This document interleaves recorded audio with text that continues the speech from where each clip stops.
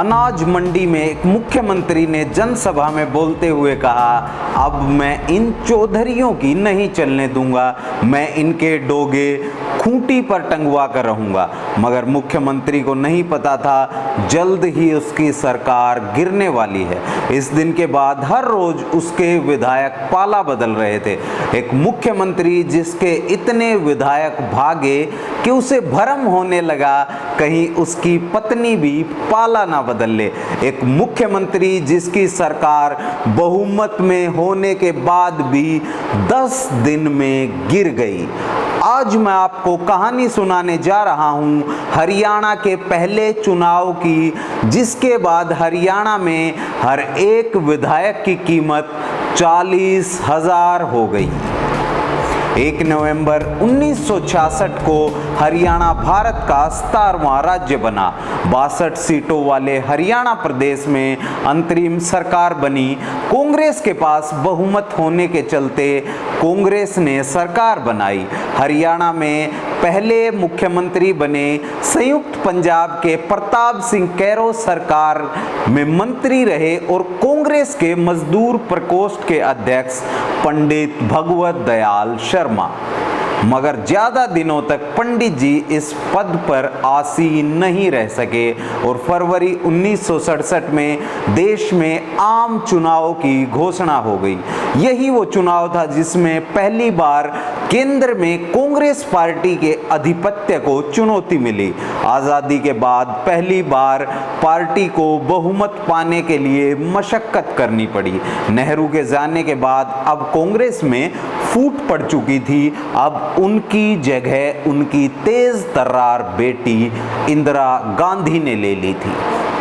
520 लोकसभा सीटों में से कांग्रेस पार्टी 289 सीटें ही जीत सकी। कांग्रेस पार्टी का ये आज़ादी के बाद का सबसे खराब प्रदर्शन रहा। हरियाणा में पहली बार विधानसभा चुनाव हो रहे थे। हरियाणा की जनता ने चुनाव में बड़े चाव से हिस्सा लिया और पिछली बार के मुकाबले हरियाणा क्षेत्र के मतदान में 10% का इजाफा हुआ। और जो रिकॉर्ड, जब ये वीडियो रिकॉर्ड किया जा रहा है, वो रिकॉर्ड 2014 में टूटा। पहली विधानसभा में 81 विधानसभा सीटों पर कांग्रेस पार्टी ने उम्मीद से थोड़ा कम और बहुमत से थोड़ा ज्यादा 48 सीटों पर जीत दर्ज की। जनसंघ के 12 विधायक विधानसभा पहुंचे। इस बार 16 आजाद उम्मीदवार विधानसभा पहुंचे थे और ये आज तक के आंकड़ों के मुताबिक सबसे ज्यादा निर्दलीय विधायक विधानसभा पहुंचने का आंकड़ा था। कांग्रेस ने एक बार फिर पंडित भगवत दयाल शर्मा पर दांव खेला। पंडित भगवत दयाल शर्मा ने 10 मार्च 1967 को 11 मंत्रियों के साथ एक बार फिर हरियाणा के दूसरे मुख्यमंत्री के रूप में शपथ ली। मगर इस बार सिर मुंडवाते ही ओले पड़ने वाली कहावत सच साबित हुई। पंडित जी के मुख्यमंत्री बनते ही जाट नेताओं ने राव वीरेंद्र सिंह, अहीर बेल्ट के उस समय के मजबूत नेता के साथ मिलकर उनकी सरकार के विरुद्ध गोलाबंदी शुरू कर दी। इस नाटक को रचने वाले सूत्रधार थे हरियाणा के कद्दावर नेता चौधरी देवीलाल। हरियाणा में जाट जाति संख्या के आधार पर सबसे बड़ी आबादी है। लगातार दूसरी बार कांग्रेस पार्टी द्वारा गैर जाट मुख्यमंत्री बनाए जाने पर जाट नेताओं और जाट मतदाताओं में खासी नाराजगी थी और रही कहीं कसर पंडित भगवत दयाल के चुनावी भाषणों ने पूरी कर दी, जहां वो एक रोहतक की जनसभा में कहते हैं कि मैं इन जाटों की अब नहीं चलने दूंगा, यानी कि इन चौधरियों की नहीं चलने दूंगा।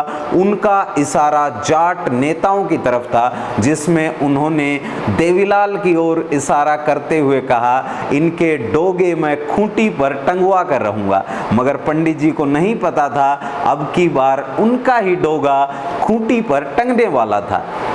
शपथ ग्रहण के एक सप्ताह बाद 17 मार्च 1967 को पंडित जी की सरकार को झटका लगा। मुख्यमंत्री बन जाने के मुख्यमंत्री बन जाने के बाद विधानसभा अध्यक्ष के चुनने की बारी आई। कांग्रेस पार्टी और पंडित भगवत दयाल शर्मा के प्रत्याशी के तौर पर दया किशन चुनाव मैदान में थे। वहीं जो गोलबंदी जाट नेताओं ने शुरू की थी और जो संयुक्त मोर्चा कांग्रेस की तरफ से बना था, उसके नेता थे राव तुलाराम के वंशज और दक्षिण हरियाणा के अहीर बेल्ट के कद्दावर नेता राव वीरेंद्र सिंह। विधानसभा में असली खेला तब शुरू हुआ जब बहुमत होने के बावजूद कांग्रेस पार्टी के प्रत्याशी दया किशन को राव वीरेंद्र ने 3 वोटों से मात दे दी। दया किशन के खाते में 37 विधायकों ने वोट किया। वहीं संयुक्त मोर्चा के प्रत्याशी 40 विधायकों के मत पाकर विधानसभा अध्यक्ष बन गए। पंडित जी को अब आभास होने लगा था अब उनकी सरकार लड़खड़ाने वाली है और कभी भी नौबत आ सकती है सरकार गिरने की।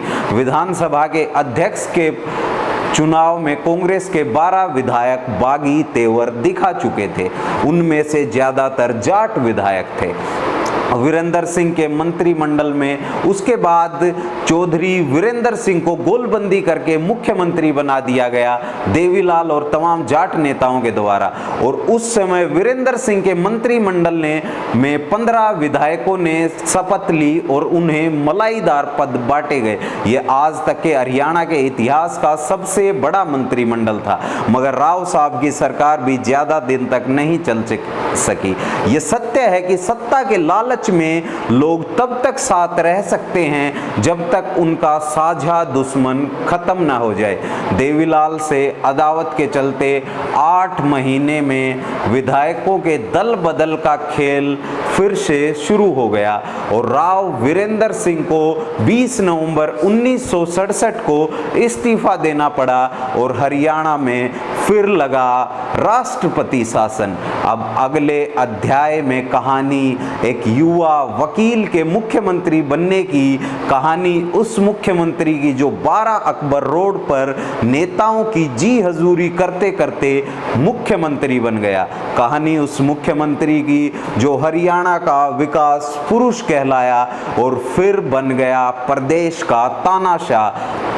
कहानी उस मुख्यमंत्री की जिसने बीच रास्ते देवीलाल को अपनी कार से उतार दिया था। और हरियाणा के दिलचस्प राजनीति के दिलचस्प किस्से जानने के लिए हमारे साथ जुड़िए और एनडी न्यूज़ के फेसबुक को लाइक कीजिए, फॉलो करिए और हमारे यूट्यूब चैनल को सब्सक्राइब करिए। अगर ये वीडियो आपको अच्छा लगा तो इसे ज़्यादा से ज़्यादा शेयर करें और अपने साथियों के साथ साझा करें। और अगली किस नेता की आप कहानी सुनना चाहते हैं ये भी हमें कमेंट बॉक्स में लिख करके ज़रूर बताएं।